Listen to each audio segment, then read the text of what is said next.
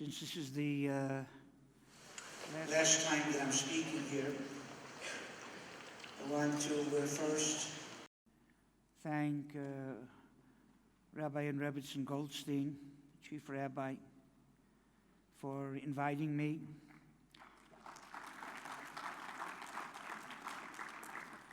And giving me the opportunity to address you.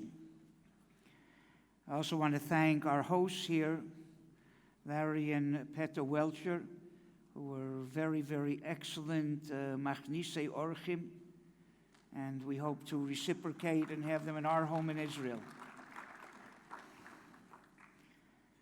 And even more so, I want to thank the South African community for welcoming myself and my wife so warmly. I think this is about the 8th time that I'm here, and you still let me coming back. I appreciate that. I'll tell you the truth. If I didn't live in Eretz Yisrael and had to choose another place in the world to live, aside from the fact that I have children in America and in London, my wife will forgive me, I would consider living in South Africa.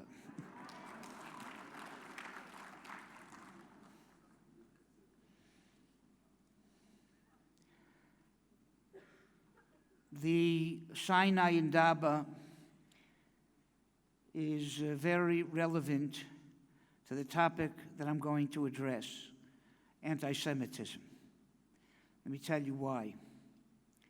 The mountain upon which the Torah was given had many names. And the rabbis tell us that one of the reasons it was called Har Sinai, Sinai, Shemisham Yordos Sina Le'umos Ha'olam.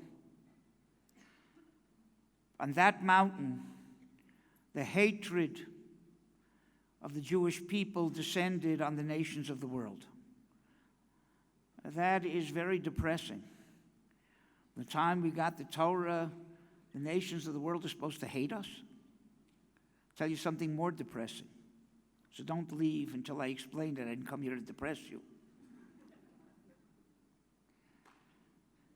Halacha l'Moshe miSinai, Esav sonei es Yaakov. It is a law of nature that the non-Jewish world hates the Jews. How could that be? We are supposed to be a light unto the nations of the world. We're supposed to guide them. How can we do that if they hate us? So I think it's important first to establish what Sina is. It's not what we call hate. It's something else completely. The word ahava, love, which is the antithesis of Sina, means achdus, unity, affinity. In fact, the word ahava in gematria, the numerical value of ahava is echad, one. When you feel an affinity with something, you feel close to it. The closer you feel, the more you have positive feelings for that thing. I'll call pshoyim techasa ava. You don't see the negative of something that you feel close to you. If that's the case, then Sina is the opposite. Sina means where you feel a distance, where you feel a separation. I'll prove it to you. It says in the Torah that Yaakov Avinu ohav es Rachel mileah. He loved Rachel more than he loved Leah, which seems to imply that he loved Leah, but he loved Rachel more. A few sentences later, the Torah says, Vayar Hashem ki snua Leah.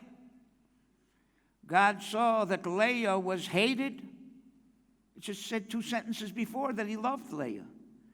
Besides that, how in the world could Yaakov Avinu live with a woman that he hated?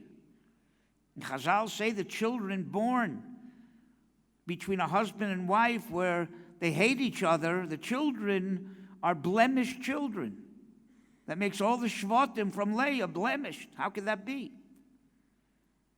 Well, the answer is, Sinai does not mean what we call hatred. It means a separation.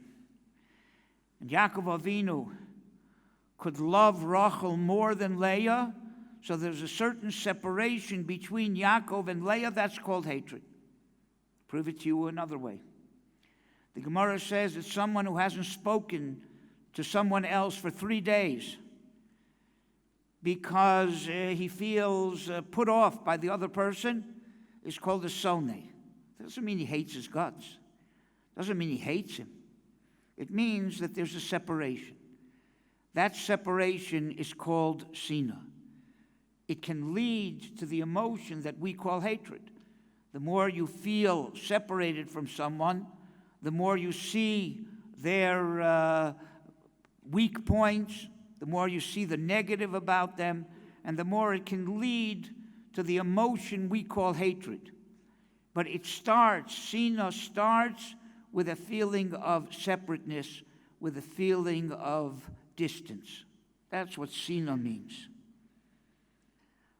So why is there a distance between the Jewish people and the nations of the world, especially if we are supposed to be a light to the nations of the world and guide them?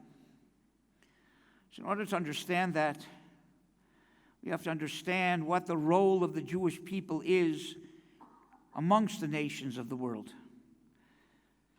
We are to be a mamleches kohanim v'goy kadosh. We are supposed to be a nation of priests, of kohanim. What does that mean? A kohen is God's representative to the Jewish people. You want to give something to God, so you give it to the kohen. The kohen represents and ministers to the Ribono Shel Olam. We are to be the kohanim of the world. We represent God to the world. The truth is, we've done a pretty good job because the other two major religions, Christianity and Islam, both of them find their source in Judaism. We influenced the nations of the world with a knowledge of God. Now, how do we do that? So we don't go around handing out God's calling card. I represent him. If you need him, give me a call. We do it by fulfilling the second part of that verse, the Goy Kadosh. We are supposed to be a holy nation. Everything we do, everything that we represent is holiness. In 1 second, I'll let you know what that means, what it means to be a holy nation. And it's God who delineates the roles that everyone plays in this world, whether you're a man or a woman, or Kohen, or Levi, Yisrael, a Jew, a non-Jew. God is the one who created us all, and he knows what he invested in each and every individual and what role they're supposed to play in this world. And God gave us this role, whether we like it or not. That's what we are supposed to do as a nation. We are supposed to be God's representatives by living a holy existence. And it's important to God. He created all mankind. And it says in Pirkei Avos, Chaviv ha'adam shenivra b'tzelem Elokim, all human beings, not just Jews, are precious to God because they're all created in God's image. The Jewish people have another preciousness. We're called Bonim Lashem. We're called God's children. And we were given the Torah with which to be able to influence the world. And it's important to God that the nations of the world also recognize him. You know, we know that the splitting of the Red Sea was a very miraculous thing, very important occasion. What was the purpose of that spectacular splitting of the sea? Torah says, "V'yadu Mitzrayim ki ani Hashem." The Egyptians should know that I'm God. And according to some commentaries, it's not talking about the Egyptians who survived in Egypt, that they should know for the rest of their lifetime that there's a God. It's talking about the Egyptians that were to drown. But for a few seconds before they drown, they should know there's a God, And it was important enough to create that spectacular splitting of the Red Sea that a few non-Jews should know there's a God for a few seconds. That's how important it is. And it affects us too, because our appreciation of the Ribono Shel Olam is only complete when the entire world will accept God as their king. Vayom hahu, v'haya Hashem lemelech al kol haaretz. God will be the king over all the world, not just Jews. Vayom hahu, and only then, yiyeh Hashem echad u'shmo echad. Then God will truly be one. And we say it every day. Shema Yisrael, the way Rashi learns. Listen, Jew, Yisrael, Hashem Elokeinu, God who's our God now, but the nations of the world don't necessarily accept him. Hashem Echad, one day the entire world will accept God, and then he'll be one. So it's crucial that we fulfill our mission, and we spread the knowledge of the Ribono Shel Olam to the world. And we are an or la'amim, a light to the nations of the world. And again, how do we do that? By living a life of holiness. What does that mean? I'll give you an example. The nations of the world only have to keep 7 commandments. And if they keep them properly, they'll get a share in the world to come. We do not have a monopoly on the world to come. The non-Jewish world can also achieve the world to come. And all they have to do is keep 7 basic commandments. We have 613 commandments to keep. The nations of the world, their commandments center around the number 7. 7 is the natural world. It's created in 7 days. All they have to do is maintain morality, live in consonance with the physical, natural world, not distort and corrupt and pollute the world. If they keep their 7 commandments, they don't murder, they don't steal, they're moral people, they'll get a share in the world to come. We have to be more than moral. An example, not to intimate that non-Jews live the kind of life I'm going to tell you, but even a non-Jew who would live the life I'm going to describe to you will get a share in the world to come for it. I was once on a plane returning. I used to live in Cleveland many, many years ago. I attended the Telzer Yeshiva here in South Africa, which is a Litvischer community. That's something special. And especially here, Rabbi Goldfein, Zecher Tzadik Livracha, was the ultimate Telzer. And his Rebbetzin gives me the honor of being here. So I was returning to Cleveland from New York. And the plane taxied onto the runway, and something happened, and it pulled off to the side of the runway and just sat there, didn't take off. Something was obviously wrong with the plane, and they weren't telling us what it was. And we sat there half an hour, 45 minutes, and everybody was getting nervous. So they decided, instead of telling us what the problem was and why we're not taking off, they would solve the problem by giving out free drinks. And I don't mean Coca-Cola. So the Irishman behind me had a few of these free drinks, and he became very happy and boisterous. He got up and started walking around the plane looking for friends of his who were returning also from New York to Cleveland.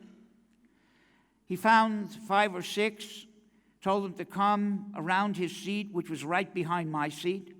He has to tell them a story. At this point, he was talking so loud that if I was in a plane in the air above that plane, I would have heard him. Earplugs would not have helped. So I said, God wants me to hear this story, and I am going to pay attention. And almost word for word, I'm going to tell you what he said. He told his friends, you know that my wife passed away 6 months ago, and I've been in a depression since then. My son is a very wealthy physician in New York. He called me a few weeks ago, and he said, Dad, I want to take you out of your depression. I want you to come to New York. I want to show you the big city. I'll put you up in a 5-star hotel. Every day I'll take you to see the sights of New York and get your mind off your mourning and get you out of your depression. And I took him up on it, and he kept his word. Put me in a 5-star hotel, and every day he took me somewhere else in New York. Last night, he said, was the zenith of my trip. Last night, my son took me to one of the 10 most luxurious restaurants in the world that happens to be in New York. And he mentioned the name. I didn't catch the name. I'm sure the Hechsher was not up to my standards. He said, we came to that restaurant. I never saw a more opulent place in my life. They sat us down at a table that was fit for King Arthur. They sat us in thrones, and they gave us the menu. I couldn't read half of the menu, but I saw that the most expensive item on the menu was a 7-course steak dinner, 3 pounds of steak. And I said to myself, will never be in a restaurant like this again in my life. My son can afford it. I'm going for the top of the menu. So I ordered the 7-course, 3-pound steak meal. You have to understand what 3 pounds of steak is. In the hamburger places, one of those big hamburgers is a 1/4 pound of meat. That means 12 of them is 3 pounds. It's like a little cow on your plate.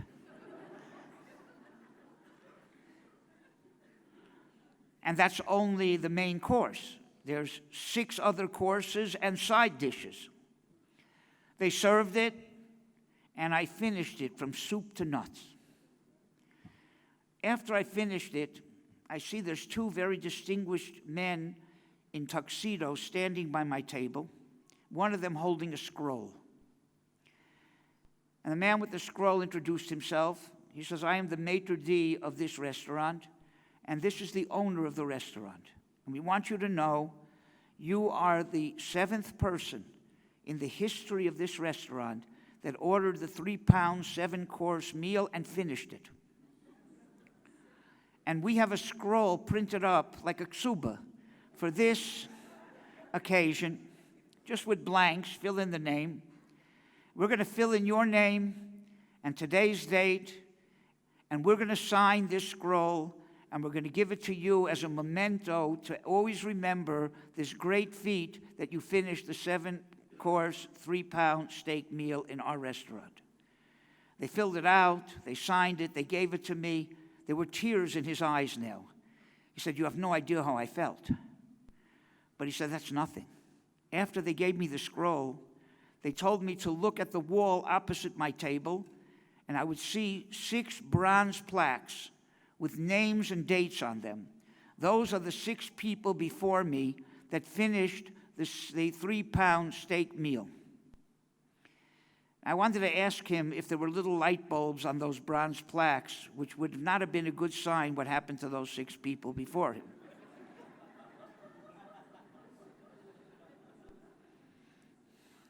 But I kept quiet. The man was now crying, mamish crying. And he said, you have no idea how I feel. I feel fulfilled. I don't know if there's any purpose for me to continue living. At that moment, I started to daven very, very earnestly that before this plane takes off, someone who's heard this story, and everybody on the plane heard it, gets up and say they know a restaurant somewhere in the world that serves a 4-pound, 7-course steak meal. What a difference did it make? I was afraid that in the heavenly court, they heard what he said, and they said, you know, he's right. There's no more purpose for him to live. And when the plane goes up, they're taking him down, and I'm sitting right in front of him. I don't know if I can survive. I was hoping that he would have a purpose to live by the time we took off. Again, not to intimate that that is the life that non-Jews live, but theoretically speaking, a non-Jew can live his life with the purpose of eating a 3-pound steak in a glorious restaurant, as long as he didn't steal the meat, he didn't eat it taken from a live animal, he wasn't immoral, he didn't kill anybody over it, he didn't curse God because it was too tough, he kept his 7 mitzvahs, he'll get a share in the world to come. But a Jew who lives a life like that is not going to get a share in the world to come. Because we have to be more than moral. We have to be holy. I'll give you an example of what that means. In Israel, so we first moved there, we had a very small house, and we had Kanai Nahar, eventually 11 children in 2 bedrooms. 6 boys in 1 bedroom in triple bunk beds, where the guy on the top hit his head on the ceiling every time he got up in the morning, and 5 girls in the other room. When my 2 oldest daughters became teenagers, so they said, Tati, we can't live like this with our bratty little sisters. We're young women, young ladies. We need our own space. We need a room that we can decorate our way. And we have an idea. I had another house just for my Sfarim, for my books.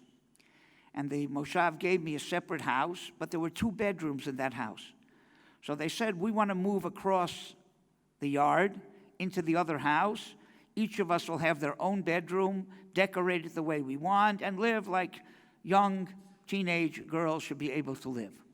So we agreed, and we let them stay in those 2 bedrooms, each one their own room, until after Pesach. Because after Pesach, till Shavuos, I had an old sick uncle who used to come to visit us from America. And the only place we had to put him was in my study. So he would stay in one of those bedrooms. So I told my daughters, you're going to have to move back into the house for the duration of the next 7 weeks. You can count Sphira and count anxiously till you can go back, but that's what's going to have to be. They said, don't worry, we thought about that. We will move into one room together, and our uncle can stay in the other room. I said, no, he can't. Because there's a halach of yichud. You're not allowed to be alone in a house with your uncle. Torah prohibits it. The rabbis prohibit it. They said, Tati, this old uncle is an old sick man. He was our babysitter when we were babies. We promise you, we have no designs on him. And we are sure that he is not capable of harming us at all. We promise you we'll be good girls. We'll stay in our room. He'll stay in his room. We're staying in that. I told them, I'm sorry, with all of that, you have to move back into the house. Why? One of the reasons I told them is because you're right. Morally speaking, there's absolutely nothing not moral about you staying in one room and him staying in another room. You're right. But we're Jews, and we have to be more than moral. And it's not holy to stay in a situation where even there's a chance that something that's not proper should happen. That's what it means to be a holy nation. And therefore, in order to maintain that standard, we're an Am Levad Ad Yishkon. We're a nation that dwells apart, not isolated from the world, because we're supposed to influence the world. How can you be isolated from the world and influence it? But we're supposed to be insulated from the world. We're an Am Levad Ad Yishkon.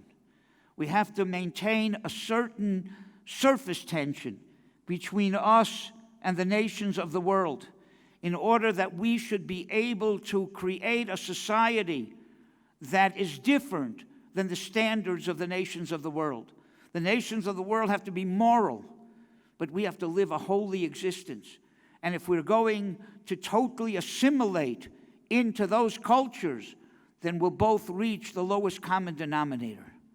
In order for us to reach that level of holiness, there has to be an insulation between the Jewish people and the nations of the world. That's the Sinai that we speak about. When the Torah was given, the Rabbi Shalom put a safety catch in the world that the Jewish people should be able to achieve their unique role in this world.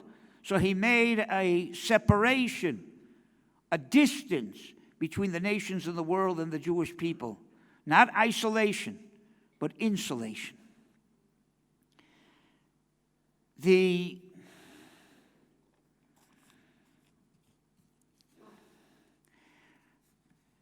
That is what Chazal mean, that Esav Sonei es Yaakov. It doesn't mean the nations of the world hate us. They're very fine non-Jews who love the Jewish people, who help the Jewish people. But the Rebbeinu Shalom put into the psyche that there's a separation. They don't feel, and we haven't feel, that we're exactly the same, that we're one. We're not. We're different. There's a pasuk, V'avdil eschem min ha'amim lios li. I separated you from the nations of the world to be mine. And on that the rabbis say the following, Im atem muvdalim atem shali. If you separate yourself from the nations of the world, you're mine. V'im lav, and if you don't separate yourselves, harei atem shel Nebuchadnezzar v'chaveirav. You belong to Nebuchadnezzar and his cohorts. The simple meaning probably is that if you separate yourself from the nations of the world, from the worst, from the ones who commit abominations, then you're mine. And if you don't, and you commit the same abominations, then you belong to Nebuchadnezzar. I'm going to hand you over to your enemies. But it doesn't say that. It says something else completely. What I think it means is the following. I separated you from the nations of the world in order that you should reach a level of holiness and be mine and be my representatives. Not separated from the worst, from the best, from the good goyim, the one who keep their 7 mitzvahs, who are moral people, who are fine people. But you have a different role to play in this world. And if you don't separate yourselves and you assimilate, you'll reach that same common denominator of being moral people. But you're supposed to be more than that.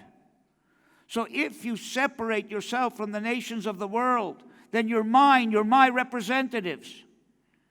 But if you don't, and you don't live a holy life, the Jew is supposed to live a life that builds a temple.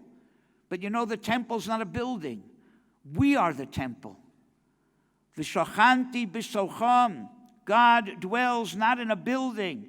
He dwells in the heart of every Jew. We are God's temple.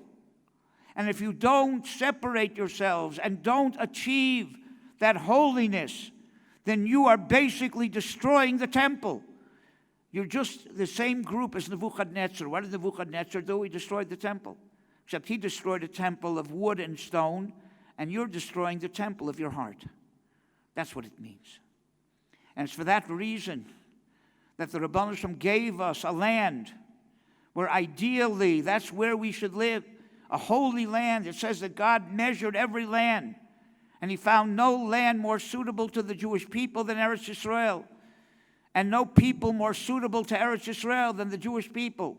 We are a holy people with special divine providence, a special relationship to God. And Eretz Yisrael is a holy place, a holy land with a special relationship to God. We fit each other like a glove. And it's in Eretz Yisrael that we are supposed to create a society of holiness where every aspect of life, social, political, economic, every aspect of life is supposed to be lived not just morally, but beyond morality, to be lived in holiness. We're achieving that in Israel today a little bit. When the nations of the world at least see the political platforms in Israel, what do they say? Oh my God. So we are having an influence on the nations of the world and bringing godliness to the world. I don't think that's what God had in mind, but and in that respect, those are the roots, the spiritual roots, that unfortunately can lead to what we call hatred. But it doesn't have to start like that. It can be very, very fine as long as there's that insulation between the Jewish people and the nations of the world. As long as we're an Am Levad Ad Yishkon. The Medrash says that we're compared to oil, and the nations of the world are compared to water. Oil and water can coexist very nicely. If the oil floats on top of the water supports the oil, and the oil protects the water.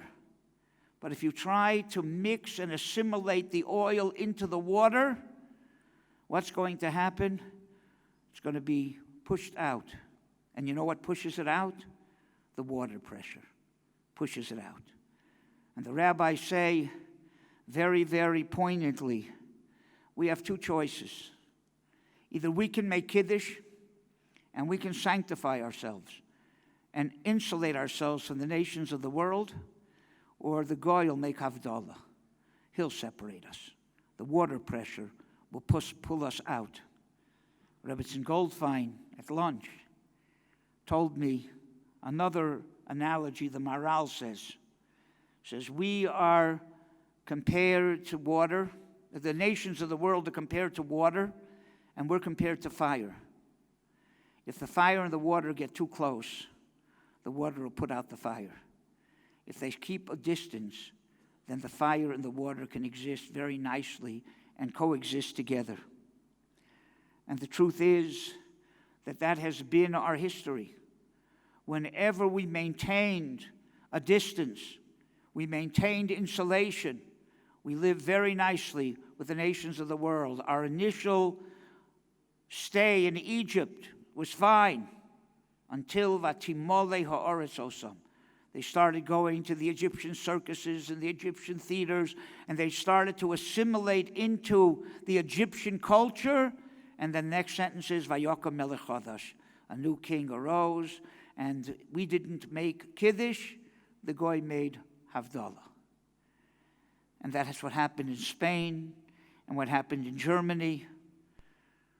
The Pasuk says, we are an Am Levad Ad Yishkon. And if we accept that, and we live like that, and again we coexist with the nations of the world, and we respect them, and we understand that they have a purpose in this world. Every Sukkot, we bring 70 sacrifices to protect the nations of the world. If we understand that, but we understand that God gave us a role to play in this world, to influence the nations of the world, to raise their standard in recognition of God, and we maintain our distance, we insulate ourselves, and we live a life of holiness, then Vayishkon Yisrael Betach Badad will be insulated and will dwell in security. But if we choose not to do that, and we try to assimilate into the nations of the world, it's not going to help. We're still going to remain insulated whether we like it or not. We're going to remain badad, but we're going to read a different pasuk. The first pasuk we read on Simchas Torah with great joy, Vayishkon Yisrael Betach Badad. But if we don't choose to fulfill our role and to be a nation that dwells apart, that's insulated, that lives a life of holiness, we're going to be badad whether we like it or not, but we're going to read a different pasuk. We're going to read it sitting on the floor on Tisha B'Av, Eicha Yoshva Vadad. So that is the choice that the Jewish people have. And those are the roots of anti-Semitism. It doesn't have to be the kind of anti-Semitism that is negative, that is oppressive.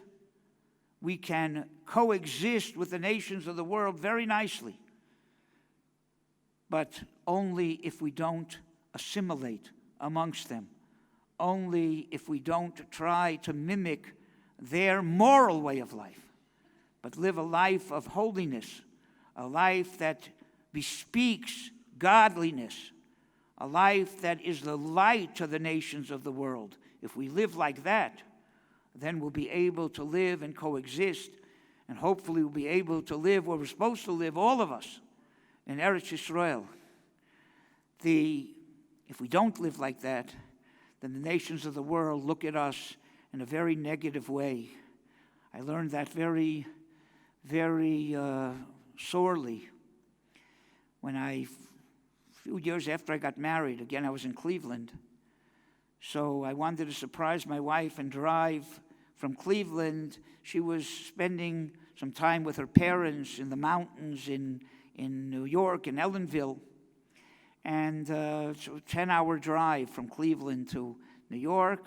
So I was going to drive in what you may consider an automobile, not what I've seen around here, but something that looked something like an automobile at the time. Unfortunately, I made it till Ashtabula, Ohio, and the car started to smoke in the back and didn't go. Stuck Sunday morning in the middle of nowhere, right outside of Ashtabula, Ohio. And a person passed by in a pickup truck and told me he'd take me into town, and he works in a gas station, and he would wake up his owner and see if they could fix my car, tow it into the... That's all I needed, to be in the middle of Ashtabula, Ohio, with a bunch of non-Jews who were going to drive me into town and wake up their boss on Sunday morning. But I had no choice. And I was dressed, not exactly, I had a shorter jacket then. And I come into town. That was close enough for me to see. I come into town. They wake up the owner, and they go to get my car, and they discover that the motor has burned out, and there's no way of saving it. And these people are very, very fine people. Fine people. And the man takes me for a ride in his pickup truck, and he says to me the following. He says, listen, I'm no Jew, and I'm not trying to Jew you, but I'll give you $50 for your car, and that is more than it's worth, since it has no value now. Now, this man probably never saw a Jew in his life, because I'm sitting next to him, dressed as I am, and he tells me he's no Jew. I could figure that out myself, but he doesn't know that I'm a Jew. And what does he know about Jews? That they cheat people. That's the nations, that's what, I'm no Jew and I'm not going to Jew you. So I realized that maybe it's not a good idea to let him know who I am. I had a whole pile of Sfarim in my car that I was taking with me to New York. And the man tells me, we will take whatever you can't take. We'll drive you to the airport. We'll keep your car here. If you decide you want to sell it to us, fine. If not, take it, tow it, whatever you want. We'll drive you to the airport for free. We'll watch your car, watch your things, right? But if you want to take us up on the offer, whatever. And I have to take all these Sfarim out of the car. And the whole town was already surrounded. This was like the most exciting thing that ever happened in Ashtabula, Ohio. So I didn't want them to know that I was Jewish. So what am I supposed to do? All these kids are around the car. They see these books in a language they never saw before in their life. Baruch Hashem, one of the kids says, oh, are you a Greek school teacher? Because obviously this is Greek to me. I have no idea what this... I said, you're right. How did you guess? I'm a Greek school teacher. And I'm on my way to New York, right? And if you watch my Greek books, I'll be very happy. Fine people. They never saw a Jew in their life. What do they know about Jews? Jews are cheats. I'm not trying to Jew you. If we don't live up to the holiness that a Jewish person is supposed to live, if we don't create kehilos, communities that bespeak of godliness, and we are a light to the nations of the world, then that Sinai, which doesn't have to be negative and doesn't have to be hatred, just has to be insulation, just has to be a separation, then that separation and insulation turns to what we call hatred. We have the opportunity to see to it that Sinai that came from the giving of the Torah can be a positive Sinai, meaning only a separation, an insulation, or Rahman al-Itzlan. If we don't live up to our role, then it turns into the opposite. We have a choice. here in South Africa, I see that you're living up to that choice. It's a beautiful community. It's a community of people who are holy people, people who really represent what the Yiddish neshama is. There's room for improvement, don't get me wrong. Okay, I'll let your rabbis tell you about that. Okay, I want you to invite me back again. But Amir Hashem, if Jews worldwide will heed that call, and we separate ourselves from the nations of the world, from the way that they live morally, and we live our holy existence, and we are God's representatives by living that kind of existence, then the Rebbeinu Shalom will see to it that the ultimate insulation will come when Mashiach will come, and all of you will come and join us in Eretz Yisrael and live a holy life in a holy land. B'vias Kol Tzedek Meher of Yomeinu.